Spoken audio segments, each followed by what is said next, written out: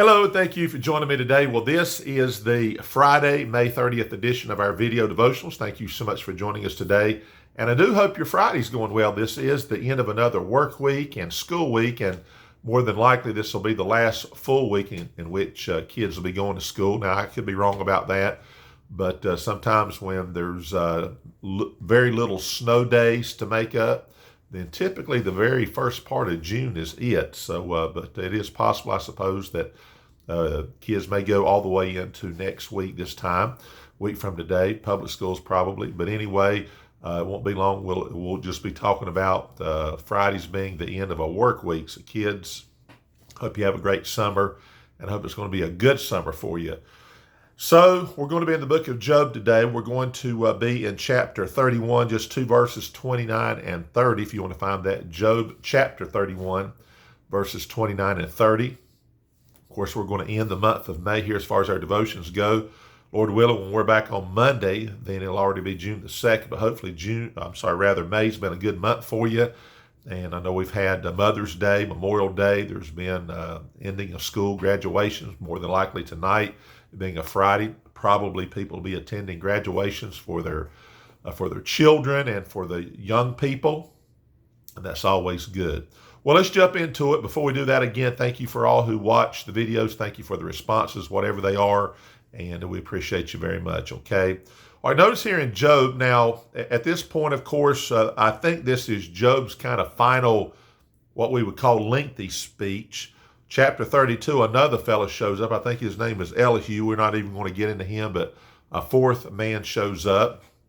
But you've had these three friends who's being just making the statements they've made. They've misjudged Job. And of course, Job, he's kind of like, I hear what you're saying. But so I want you to notice here in these two verses. Now, chapter 31 is basically a little bit of a listing of Job said, here's some things, I didn't do. I was very careful not to do. And in particular, he talked about if there was people that was in need. He says, I helped those people. I know I did.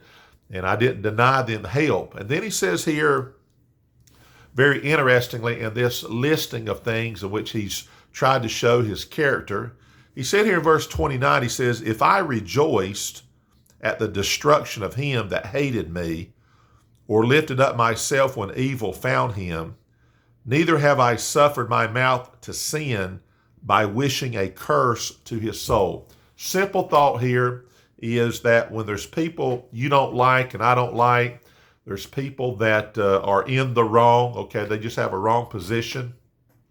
You know what? It's not for us to say, you know what? I wish something bad would happen to them.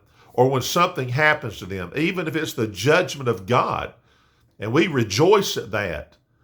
Job says, look, I've not done that. I've not done that. He says, neither have I suffered my mouth to sin by wishing a curse to his soul, hoping something would come upon him. Job says, I didn't do that. Now that's good character. There's good, godly character. And I say that because as far as we know, Job had no portion of the Bible, and many think that Job predates Abraham. So I'm making the point is, you say, well, maybe he had, the books that Moses wrote. Many believe that Job predates that. So what I'm saying is, you and I have 66 books of the Bible, all the way back from creation time, recorded, all the way to those churches there of Asia Minor, going to about 90 AD, probably close to 90 years or so around that time period of when John lived. So I'm saying there's a lot of time that took place there and is recorded.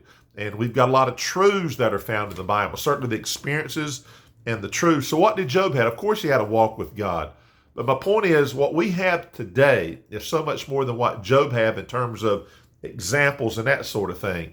So if Job in his day said, you know what, people around me that do wrong, I'm not going to wish evil upon them. I'm not going to sit around and wish something bad would happen to them.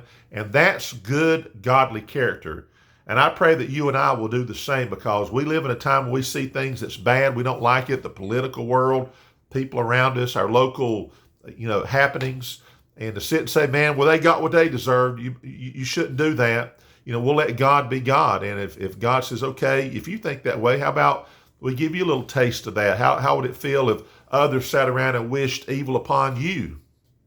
even if you're in a wrong position, you've not done right. So let's be like Job in this regard. I've not rejoiced at the destruction. I didn't look at somebody else that was going through it and I said, you know what, good for good. I'm glad that happened to them. We shouldn't do that. Neither should we sit around and wish it would happen to people. So let's have the kind of character that's godly character that doesn't wish those things upon other people, okay? All right, we'll have a great day, safe day, healthy day. Great weekend, great Sunday. Lord willing, we'll be back on Monday, and it'll be the new month of June. So thank you for watching. Have a great day.